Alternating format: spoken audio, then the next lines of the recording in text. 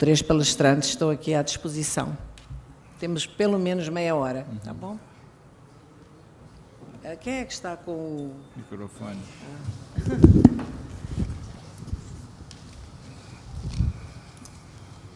Aqui, Rainha. Acho que teve lá, foi lá atrás. Tá bom.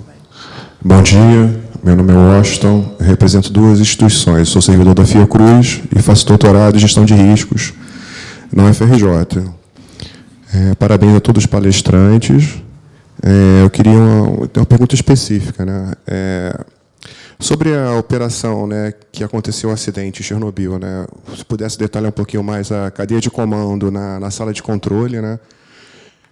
Eu vi o filme e realmente vários procedimentos foram quebrados, né? Após esse evento, o que se evoluiu na indústria nuclear, para que não acontecesse um evento desse tipo, né? Que você vê o operador falou que a operação não estava segura, o supervisor também, e mesmo assim o chefe da operação ele deu sequência, né? Então, o que se evoluiu do Chernobyl para cá, né? E também se nas outras indústrias há também um termo que é discutido na área de segurança, né?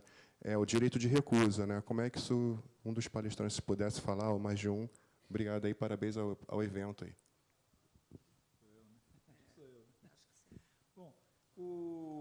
Na verdade, se você ver, tem um outro trecho, né? Ficou ruim o filme, infelizmente, que eu não acrescentei, um trecho que eles discutem os procedimentos de execução daquele teste, né? Que eram bastante deficientes também. Quer dizer, eu acho que de lá para cá evoluiu-se muito, eu diria que enormemente se evoluiu em termos de documentação de procedimentos e não fazendo só, você tem um conjunto não só de procedimentos prescritivos, ou seja, aquele passo a passo, mas também procedimentos de diagnóstico por estado, né? Onde você, dado um estado da planta, você quer levar a outro, especialmente para tratar com as emergências. Então, eu acho que esse é um tema que evoluiu bastante. E deve notar ali que essas decisões não foram tomadas pela equipe de operação, né? Na verdade, foi o chefe de operação da usina. Eu entendo que o Dyatlov seria o nosso equivalente ao superintendente da usina. Nós temos lá organizacionalmente, temos o superintendente de Angra 1, superintendente de Angra 2 e o superintendente de coordenação da operação, né? Eu entendo que o Dyatlov seria o equivalente ao superintendente da unidade 4, né? Foi acidentada, a unidade 4. E aquela postura de um superintendente entrar na sala de controle para dar ordem é uma coisa completamente inusitada e não é praticada de maneira alguma, né? A responsabilidade é do chefe do quarto, que ele pode ter. O superintendente tem até do lado, isso foi uma lição aprendida também, do lado da sala de controle você tem uma sala de apoio técnico que em eventuais situações anormais ou de emergência, você pode dar suporte técnico à operação, mas o superintendente da usina entrar dentro da sala de controle e começar a determinar que o operador faça isso ou aquilo, isso não acontece, isso não pode acontecer, tá? Isso não acontecerá em hipótese nenhuma. E o operador, ele é o responsável. Então, se o chefe, se por acaso um superior da cadeia diga não faça isso e aquilo não tiver previsto, ele não vai fazer, pô. Não fará. E vê que ali naquela situação, isso é a cultura de segurança, é a responsabilização e a consciência de cada um tendo a responsabilidade pelo que está sendo feito. A responsabilidade não é só do chefe, é de toda a cadeia. Toda a cadeia associada tem responsabilidade. Então, eu acho que de lá para cá, Chernobyl, as lições aprendidas de Chernobyl foram extremamente importantes para o aperfeiçoamento, não só da cultura, né? E a cultura muitas vezes se reflete em procedimentos, mas também na melhoria dos procedimentos propriamente ditos de operação. Então, esse caso aí que acontece lá do Dyatlov, ele ainda faz chantagem, né? Diz, onde é que você trabalha? Se você não tiver trabalho, ameaça despedir o cara, e não vou te arrumar trabalho nenhum. Ele começa a listar, não sei se vocês perceberam, as outras usinas RBMK, né? Ignalina, Leningrado, né? Então é uma situação completamente inconcebível, né? Nos tempos de hoje, né? Na situação de hoje, um tipo de coisa dessa. É que nem entraria, né? O superintendente da usina nem entraria dentro da sala de controle para se interferir direta. Qualquer interferência não é interferência, seria apoio de suporte técnico dado numa sala separada. que todas as usinas têm uma sala de suporte técnico associada, mas segregada da sala de controle, justamente para evitar a origem dessa sala de apoio técnico. Não foi nem um acidente de Chernobyl, foi um acidente de Three Mile Island, e foi uma lição aprendida quando o acidente de Three Mile Island, quando começaram a não entender o que estava acontecendo, não conseguiam interpretar, entrou um monte de gente na sala de controle e ficou um caos lá dentro, né? Isso foi uma das causas, umas lições aprendidas do acidente. Poderia ter sido interrompido se tivesse sido feito de outra maneira aquilo lá. Então eu não sei o que você falou como é direito de negação, né? Como é que... Não faço. Não, mas não existe formado, mas isso aí isso é implícito, né? Isso está implícito em toda atividade, o chefe de turno. Se o supervisor do turno, o chefe que está naquele momento, disser que não faz, ninguém vai contestar, ninguém vai mandar, ele vai obrigar ele a fazer, ele tem toda a autoridade para dizer que não, pô. Algum dos quer dizer? Sí. Bueno, creo que una contribución muy importante del film de Chernobyl es una descripción, yo creo, perfecta de este problema de cultura de seguridad, que no fue solo en Chernobyl, en Fukushima, a mi juicio, fue aún peor. Es una falla de la cultura de seguridad. Y creo que allí tenemos que hacer un mea culpa. Porque observen que este problema de la cultura de seguridad es el único principio básico de la seguridad que no hemos podido convertir en una obligación legalmente vinculante. Si ustedes ven los textos de las convenciones son las que nos obligan a los países. Los demás es bla, bla, bla. La convención es una obligación legalmente vinculante. No hay ninguna referencia a cultura de seguridad. Y la razón es que los abogados no fueron capaces de convertir los principios de cultura de seguridad en obligaciones legalmente vinculantes. Y creo que esto es un problema. Creo que esto tenemos que solucionarlo. Porque tenemos muchos acuerdos sobre la necesidad de cultura de seguridad que tú has descrito muy bien, pero no son legalmente vinculantes. En mi último punto, yo creo que tanto en Brasil como en Argentina, esto es una opinión personal, creemos que he tenido mucha suerte, que comenzamos nuestros programas nucleares de potencia, programas centrales, con los alemanes de Siemens, ¿no? Yo no quiero hacer diferencia, pero realmente yo fui presidente de la compañía alemana argentina que hizo Tucha. Y mucha gente me pregunta, ¿hubo transferencia de tecnología a los alemanes? Y bueno, transferencia de tecnología, ustedes saben que si yo sé de tecnología no se la voy a dar gratis. Es un poco de bla bla bla lo de transferencia de tecnología.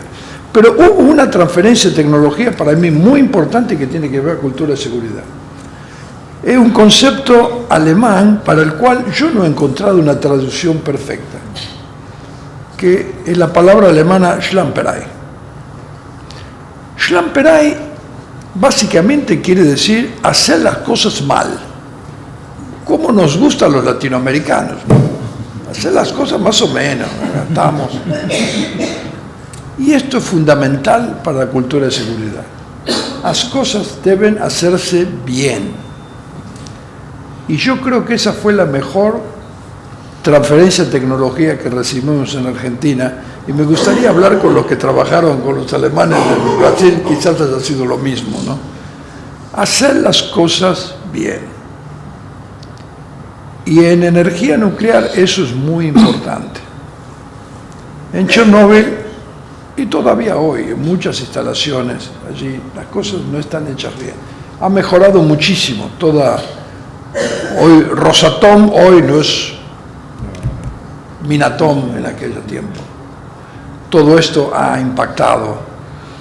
Pero en el tiempo de Chernobyl, yo creo que un problema fundamental era que el Schlamperei era infinito, realmente infinito. Y los problemas de cultura de seguridad, bueno, ustedes los vieron en el film y tú los has descrito muy bien. En definitiva, creo que nos falta, y lo que nos falta es transformar esto en obligaciones jurídicamente vinculantes. Y en este momento eso no lo tenemos. Só um complemento aqui. O que a gente tem que ver também naquela época é o contexto político da União Soviética. Ali havia uma disputa. Por exemplo, os operadores não tiveram culpa. Realmente, eles deveriam ser dono daquilo ali, igual acontece em toda a usina. E a disputa política é que ele queria, aquele chefe, né, que ele foi, inclusive ele foi condenado a 10 anos, por curiosidade ele não morre de radiação, então ele morre do coração muito tempo depois, jurando que ele fez tudo certo. Mas é o seguinte, ele queria subir na hierarquia do sistema, o chefe acima dele ia aposentar e ele queria fazer o teste bem feito, que não tinha sido conseguido chegar a concluir o teste das outras tentativas. Havia sido melhorado o sistema de refrigeração, então ele queria concluir para subir na hierarquia. Então é isso, era o contexto político de uma ditadura, né? Uma ditadura. O que eu posso complementar seria isso. Um ponto só, porque acho que o Abel tocou um ponto que eu acho que é muito importante, Fukushima. Né? Fukushima. Os documentos da agência mais recentes, que tratam do tema segurança, eles têm uma abordagem de leadership for safety, né? Liderança para a segurança, e a importância da liderança para a segurança. O caso de Fukushima, eu acho que ele é muito emblemático desse aspecto, né? Porque a gente sabe, fala de Fukushima, nós estamos falando de Fukushima Daiichi. Né? A 18 quilômetros de Fukushima Daiichi tem uma outra usina, Fukushima Daini. Né? Quando começou o acidente, quando começou o problema do terremoto e tsunami lá no Japão, obviamente eu, por dever de ofício, estava acompanhando o que estava acontecendo, né? E a primeira notícia que nos chegou não foi nenhum problema em Fukushima Daiichi, foi justamente um incêndio no prédio da turbina de Fukushima Daini. Né? E o fato é que depois, passado isso, né, houve o efeito do tsunami em Fukushima Daiichi. A onda que chegou foi praticamente a mesma onda que chegou em Fukushima Daini. Praticamente a mesma coisa, as usinas eram muito semelhantes. Né? E o que aconteceu? Aí eu posso dizer que um homem fez a diferença. O superintendente, o chefe de Fukushima Daini, que depois passou a ser o chefe da remediação de Fukushima Daiichi, que teve lá em Goiânia, né?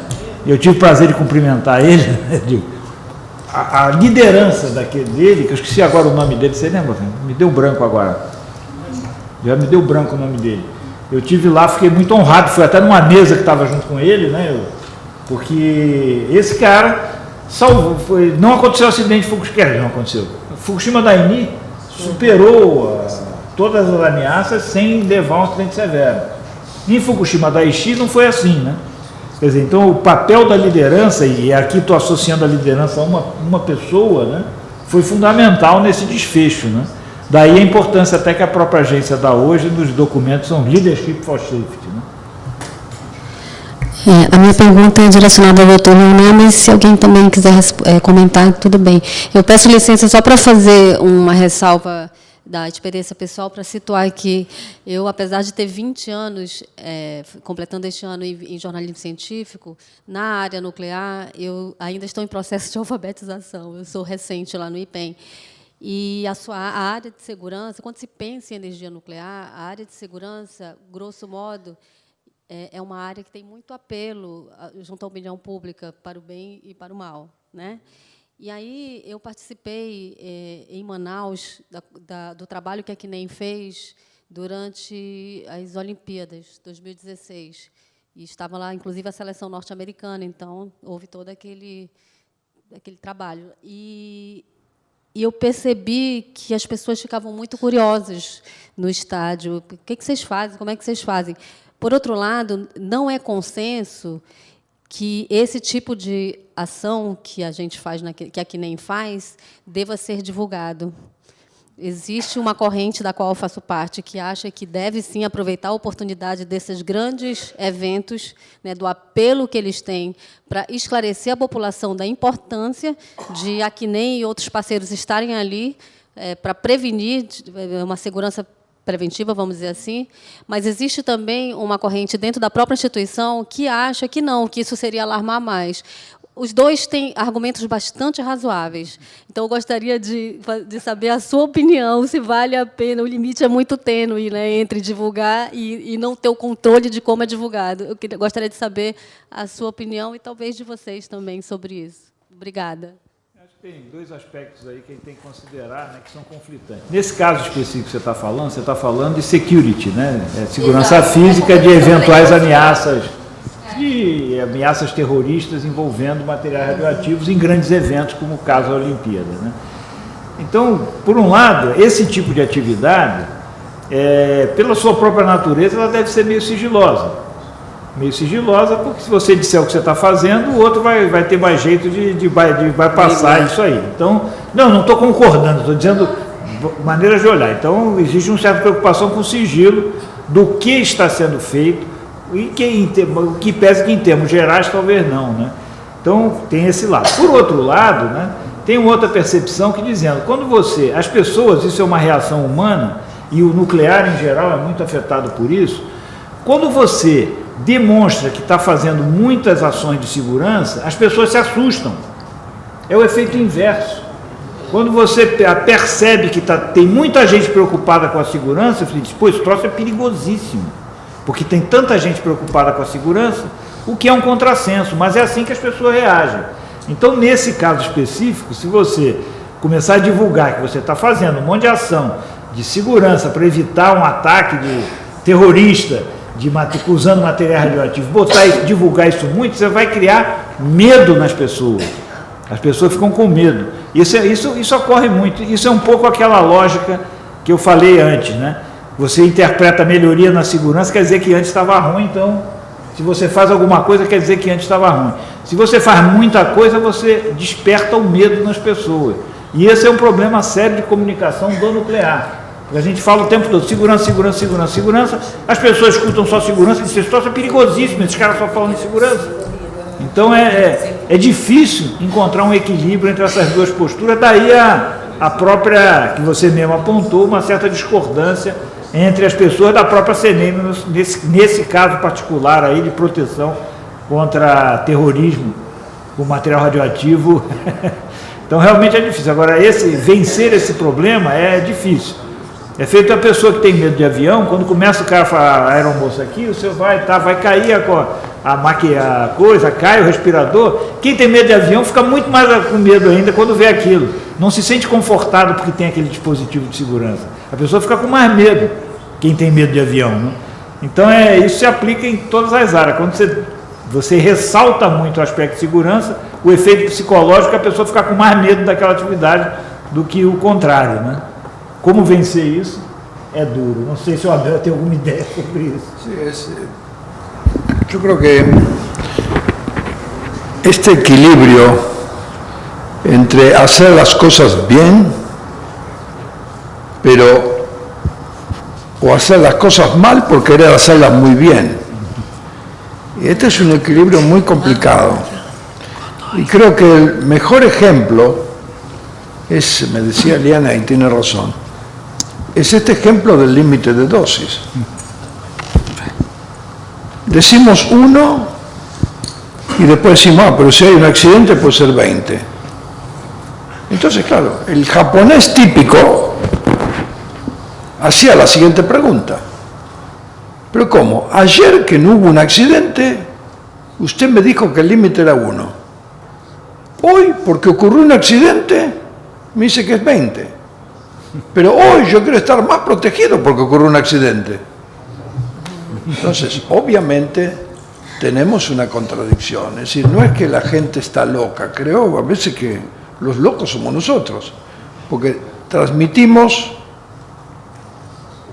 queremos hacer las cosas demasiado bien y terminamos haciéndolas mal.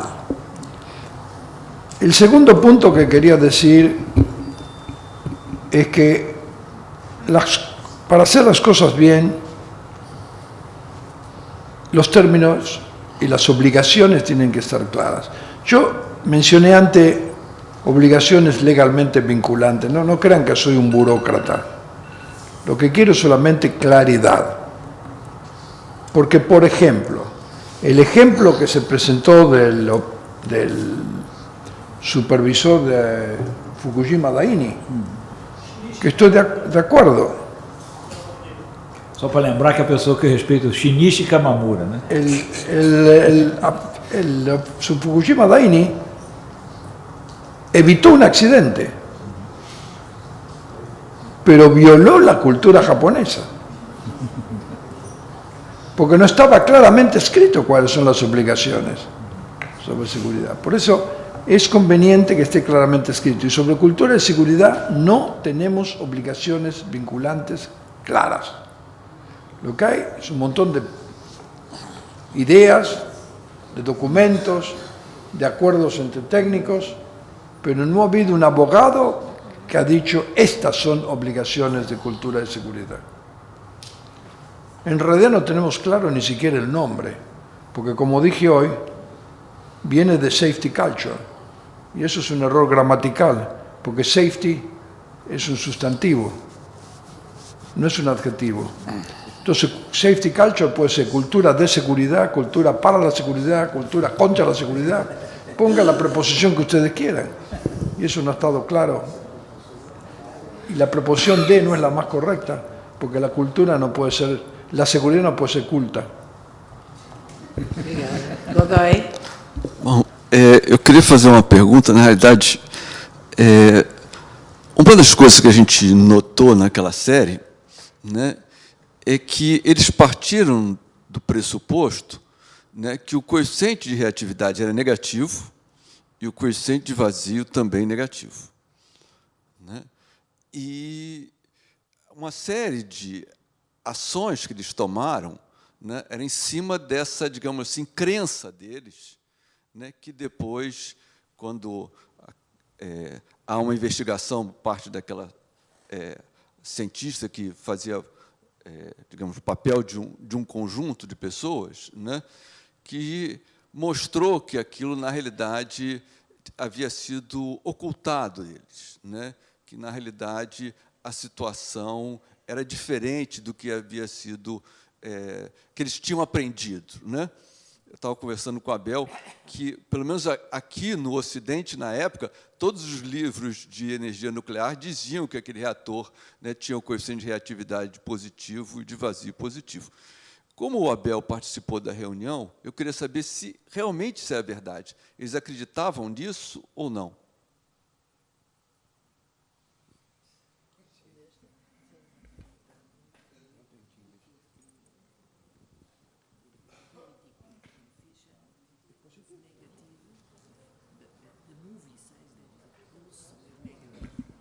Só uma complementação, esse problema ele é grave naquela baixa potência de 30 megawatts. Potências acima de 200 megawatts não teria grandes problemas, apesar de ser negativo, de ser positivo o coeficiente, mas não teria esse efeito, que, no caso, em 30. El reactor tenía problemas de diseño, pero no porque los que lo diseñaron eran locos, era porque el reactor fue diseñado así para cumplir con dos objetivos. Y tenía coeficiente positivo en baja potencia, con un problema adicional que fue descrito muy bien, que todos los demás factores se hacían positivos, mientras que, por ejemplo, en el reactor Candu, que también tiene coeficiente positivo, los demás factores se hacen negativos. Esa es la diferencia. Y los operadores cometieron errores groseros, realmente errores muy graves. Y con esto pasó algo que yo quiero también mencionar. Cuando hicimos el INSAC 1, que yo mencioné, yo creo que cometimos el error, no fue obligatorio, pero fue el error de darle toda la responsabilidad a los operadores. Y se habló muy poco de los errores de diseño. Por eso después se hizo otro INSAC, el INSAC 7, que corrige eso. Y claro, fue un poco injusto, Este señor, desde la cárcel, mandó una nota a la OIEA diciendo que habíamos sido injustos, que él había cometido errores gravísimos, él lo reconoció, pero que además el diseño no era favorable para evitar esos errores. Y eso es cierto. En el INSAC 1 se habla poco de los errores de diseño, entre otras cosas porque no se conocían bien. Muchos de ellos se conocieron después.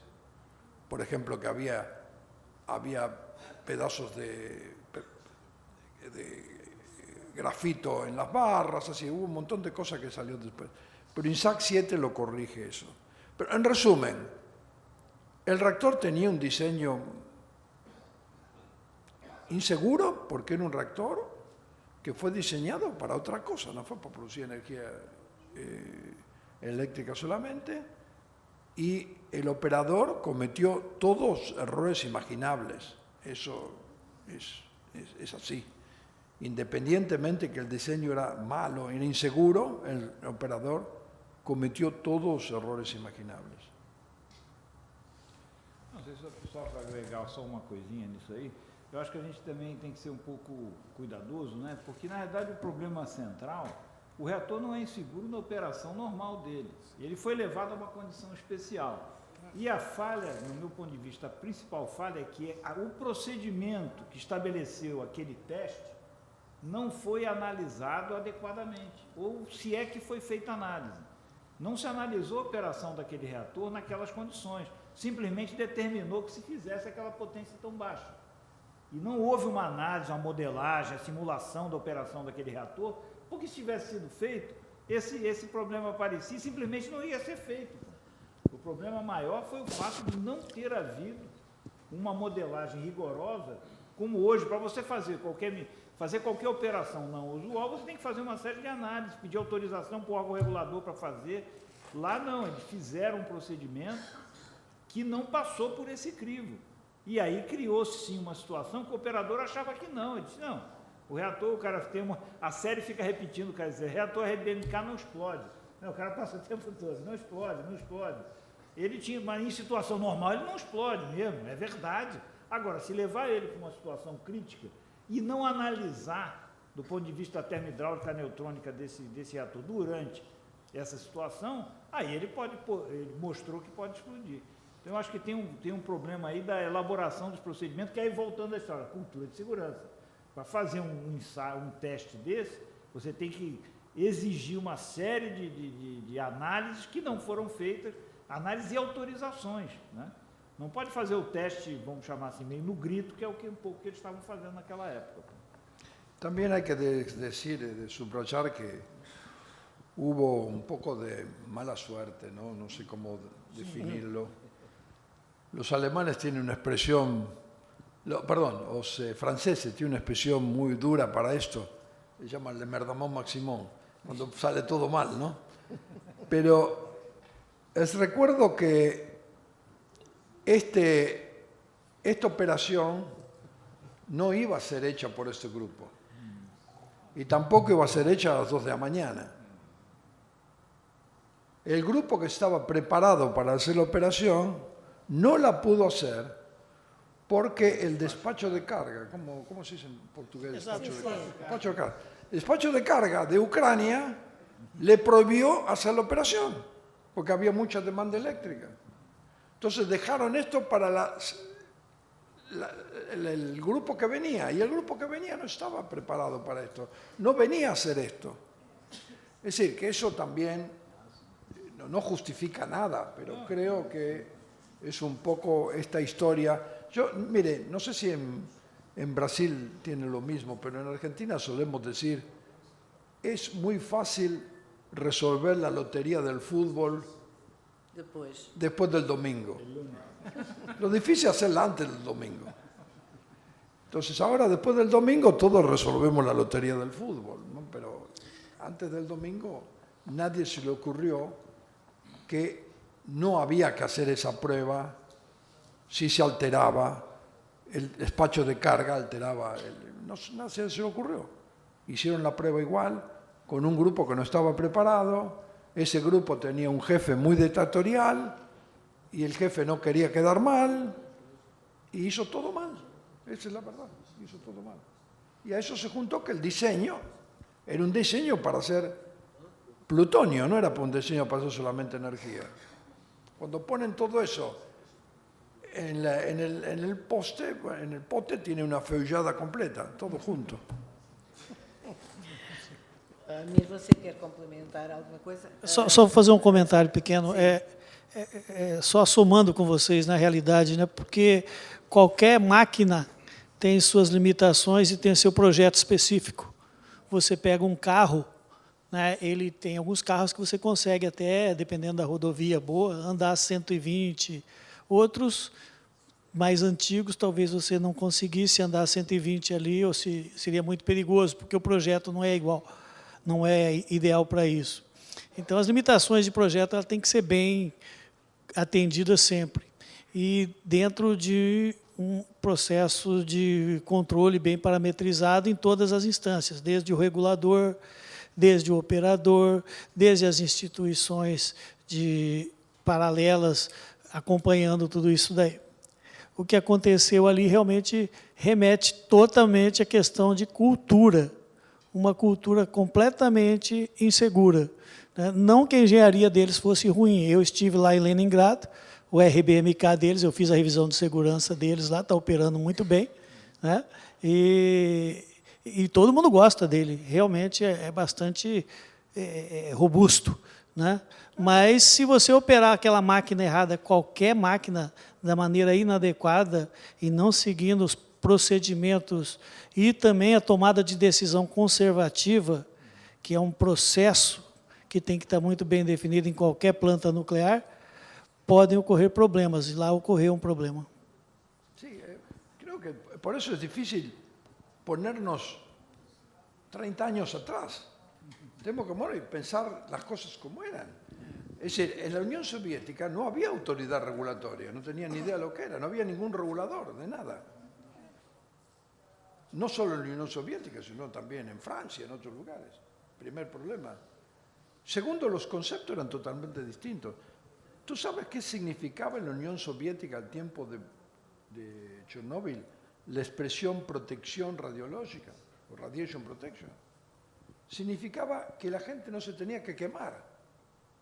Si la persona no estaba quemada con radiación, estaba protegida. Ese era el concepto. Así que, vuelvo a repetir, volver 30 años... La historia, es muy difícil juzgar a historia de hace 30 años con los criterios de hoy. Tenemos que ponernos 30 años atrás y ver cómo era la situación 30 años atrás en la Unión Soviética. Lo mismo en Fukushima. Japón creo que ha aprendido muchas cosas con Fukushima, ¿no? Pero hay que ponerse lo que era la cultura japonesa en temas nucleares al tiempo de Fukushima, muy distinta a la de hoy. Antes de... Só uma última pergunta. Abel, por favor, uma curiosidade. Você acredita que os diálogos que ocorreram na sala de controle foram reconstituídos com um grau de fidelidade adequada? Não. Filme... Se os diálogos que ocorreram... Não com relação ao filme. Eu creo, te dije de entrada. Não com relação ao filme, para o trabalho da comissão. Sí, yo creo que el filme es muy realista. El filme es muy realista. Y creo que los diálogos son buenos. O que ocurre que son incompletos, ¿sabes? Y entonces te da el film. ¿Cómo comienza el film? Con Legazo suicidándose. Matándose. El film no lo dice, pero te queda la sensación que Legazo se suicidó por Chernóbil. Y eso no es cierto. La situación es mucho más compleja que esa. Entonces, los diálogos son buenos, yo creo que son muy ilustrativos, pero siempre son incompletos. El diálogo, por ejemplo, referido a la reunión de Viena, Sí, eso pasó. Lo llamaron a Legazo, le dijo que fuera a Viena, pero claro, el film no dice que Legazo fue con todos los académicos. No habla de todo ese grupo de académicos. Parece que Legazo estaba solo con el KGB, que en ese momento todo el mundo tenía un KGB. Yo cuando estaba en Chernobyl tenía uno al lado mío que me iba hasta el baño conmigo. Esa era la tradición en ese momento. Entonces, el film creo que es bueno, lo dije de entrada, los diálogos son creíbles, no sé si exactos, pero correctos, pero no son completos. Y eso es peligroso. Porque si uno Pero la comisión de trabajo ha tenido acceso a los diálogos reales en la sala de control. No. Okay. No. La comisión de trabajo lo que tuvo fue una descripción que acá fue más o menos resumida muy bien, pero mucho más larga, mucho más compleja el número de acciones, y eso fue, creo que, recopilado con bastante precisión a través de interrogaciones y de mediciones de datos que había, porque quedaron muchos datos. Así que eso fue reconstruir. La secuencia que él resumió y que es mucho más larga, mucho más compleja, y la pueden ver en la información, en mi juicio es bastante correta.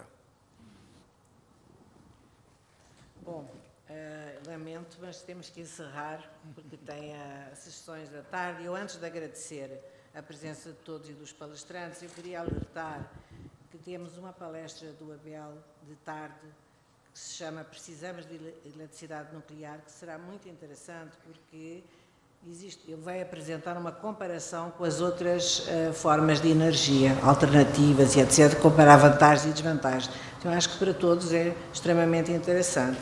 E também depois teremos uma mesa que o Marcos Amaral vai participar, onde mostra exatamente o que é que melhorou em termos de segurança nos reatores após Chernobyl, qual é a situação no Brasil. Então, eu acho que completa o dia, o workshop do dia, não é?